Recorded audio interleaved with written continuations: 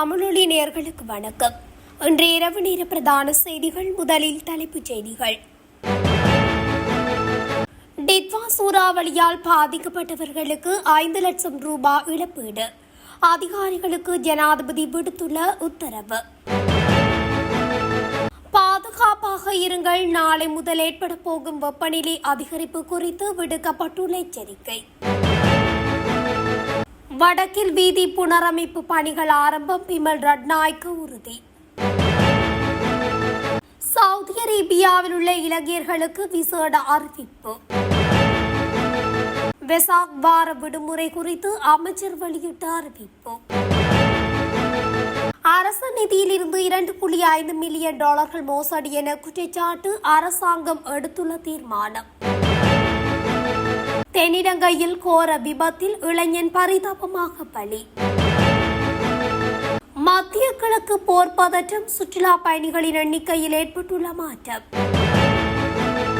மிளகாய் தோட்டத்தில் மீட்கப்பட்ட சடலம். விசாரணையில் வெளியான அதிர்ச்சி தகவல். பாரிய பொருளாதார நெருக்கடியை எதிர்நோக்கும் இலங்கை எச்சரிக்கும் நிபுணர்கள். தொடர்பென விரிவான செய்திகள். இலங்கை உலுக்கிய டிட்வா பேரிடரின் போது பகுதியளவில் சேதமடைந்த வீடுகளுக்கான 5 லட்சம் ரூபாய் இழப்பீட்டுத் தொகையை மே மாத இறுதிக்குள் வழங்கி முடிக்கவும் என்று ஜனாதிபதி அனுரகுமார திசாநாயக்க அதிகாரிகளுக்கு பணிப்புரை விடுத்துள்ளார்.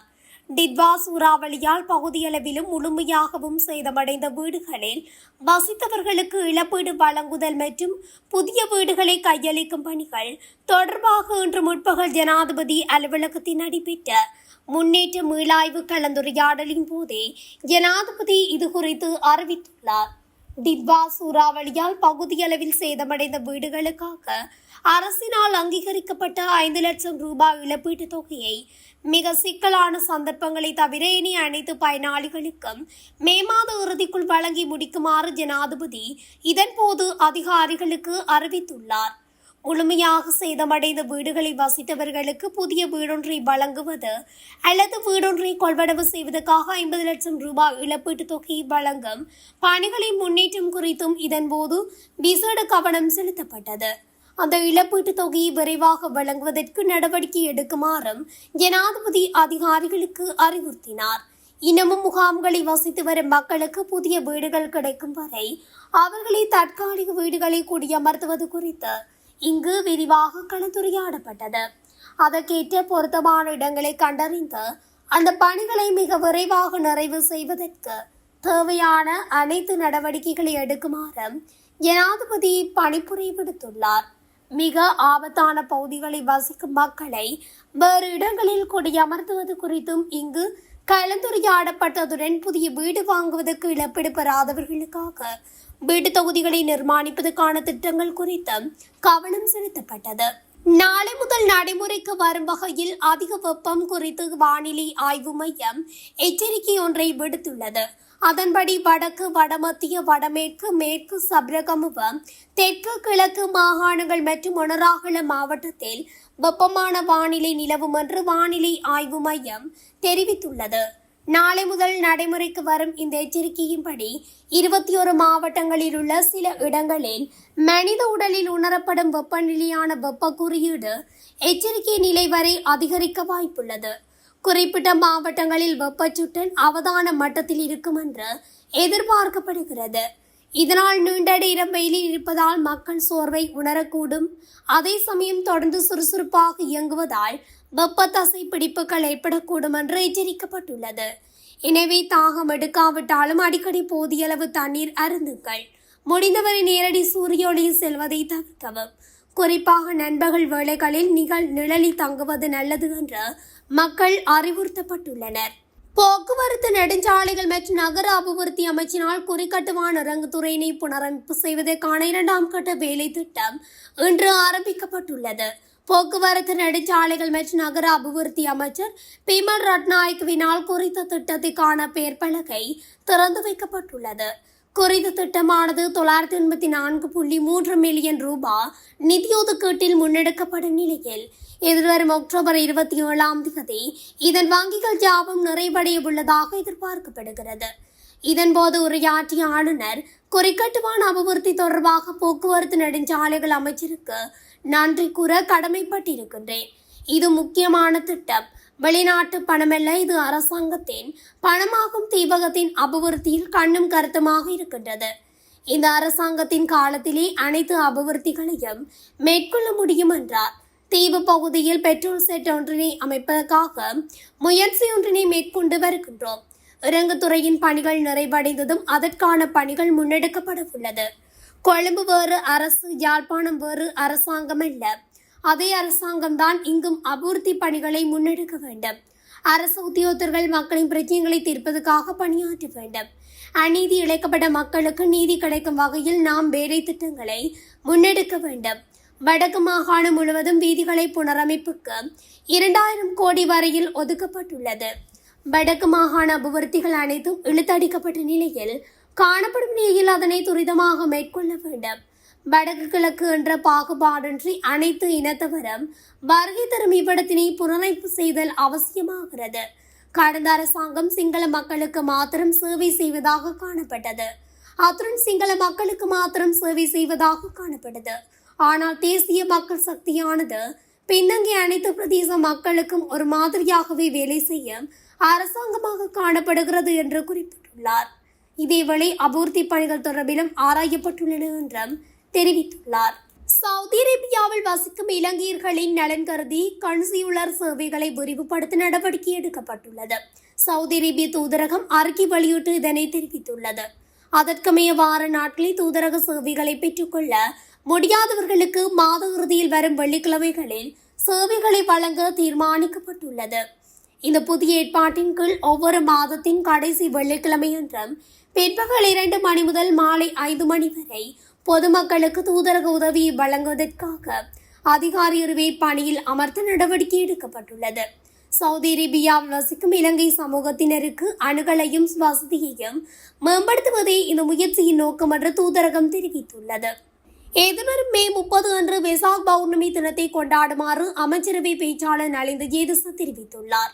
அமைச்சரவை தீர்மானங்களை அறிவிப்பதற்கான ஊடகவியலாளர் சந்திப்பு இன்று நடைபெற்ற போதே அவர் இதனை குறிப்பிட்டுள்ளார். அத்தோடு மே 27 முதல் ஜூன் 2 வரை வெசாக் வாரத்தை நடத்த முடிவு செய்யப்பட்டுள்ளதாகவும் அவர் குறிப்பிட்டுள்ளார். அதன்படி வெசாக் பௌர்ணமி தினத்தை தொடர்ந்து வரும் மே 31ஆம் தேதி பொது விடுமுறையாக இருக்கும் என்றும் அவர் தெரிவித்துள்ளார். மேலும் இது தொடர்பான வர்த்தமானி அறிவிப்பை பொது நிர்வாக அமைச்சகம் வெளியிடும் என்று அவர் குறிப்பிட்டுள்ளார். திரைசேரி நிதியிலிருந்து 2.5 மில்லியன் அமெரிக்க டாலர்கள் முறைகேடாக பயன்படுத்தப்பட்டதாக கூறப்படுவது தொடர்பாக நிதியமைச்சர் விளக்கம் அளிக்கும் என்று அமைச்சரவை பேச்சாளர் அமைச்சர் நலிந்த ஜேதிச தெரிவித்துள்ளார். இந்த விவகாரத்தை தொடர்ந்து பல திரைசேரி அதிகாரிகள் இடைநீக்கம் செய்யப்பட்டதாக கூறப்படுவது குறித்து செய்தியாளர்கள் அமைச்சரிடம் கேள்வி எழுப்பிய வாராந்திர அமைச்சரவை ஊடக சந்திப்பின் போது அமைச்சர் இந்த கருத்துக்களை தெரிவித்துள்ளார். இந்த சம்பவம் குறித்து நாடாளுமன்ற விசாரணை நடத்த கோரி சபாநாயகர் மைத்ரி குணரத்ன சபாநாயகருக்கு கடிதம் அனுப்பியிருப்பதை ஜேதிஸ் ஒப்புக்கொண்டார். அந்த கடிதத்தின் அடிப்படையில் அரசாங்கம் நடவடிக்கை எடுக்குமா என்று கேட்கப்பட்ட போது அதில் கோடிட்டு காட்டப்பட்டுள்ள விடயங்களை சபாநாயகர் ஆய்வு செய்து விசாரணை தேவையா என்பதை தீர்மானிப்பார் என்று அவர் குறிப்பிட்டுள்ளார். கடன் திருப்பி செலுத்தும் சமயத்தில் திரைசேரிக்கு சொந்தமான 2.5 மில்லியன் அமெரிக்க டாலர்கள் நிதியின் 3ஆம் தரப்பினருக்கு முறைகேடாக பயன்படுத்தப்பட்டதாக கூறப்படுவது தொடர்பாக நாடாளுமன்ற உறுப்பினர் நாமல் ராஜபக்ச உள்ளிட்ட எதிர்க்கட்சி உறுப்பினர்கள் கவலைகளை எழுப்பியுள்ள நிலையில் இந்த கருத்துக்கள் வெளியாகியுள்ளன. செப்டம்பர் 2025 வழங்கப்பட வேண்டிய 22.9 மில்லியன் அமெரிக்க டாலர்கள் தீர்வு தொகையின் ஒரு பகுதியாக இந்த நிதி இருந்ததாகவும் அது உரிய கடன் வழங்கிய நாட்டை சென்றடையவில்லை என்றும் அறிக்கைகள் தெரிவிக்கின்றன. களுத்துறை பரக்காக்குட பகுதியில் இடம்பெற்ற மோட்டார் சைக்கிள் விபத்தொன்றில் இளைஞர் ஒருவர் உயிரிழந்துள்ளார். குறித்த இளைஞர் சென்ற மோட்டார் சைக்கிள் வீதியோரத்தில் இருந்த தொலைபேசி கம்பத்தில் மோதியதில் விபத்து ஏற்பட்டுள்ளது. விபத்தில் உயிரிழந்தவர் தியாகடுவ பகுதியைச் சேர்ந்த 24 வயதுடைய தாரக குமார விஜயசிங்க என அடையாளம் காணப்பட்டுள்ளார். உயிரிழந்தவர் ஹொரணையில் உள்ள ஆடை தொழிற்சாலை ஒன்றில் பணிபுரிந்து வந்தவர் என்றும் கூறப்படுகிறது. மத நிகழ்வு ஒன்றில் கலந்து கொண்டு மீண்டும் தனது வீட்டுக்கு மோட்டார் சைக்கிளில் சென்று கொண்டிருந்த போதே விபத்து இடம்பெற்றுள்ளது. ஏப்ரல் மாதத்தில் இதுவரை இலங்கைக்கு வருகை தந்துள்ள சர்வதேச சுற்றுலா பயணிகளின் எண்ணிக்கை 88,000 கடந்துள்ளது.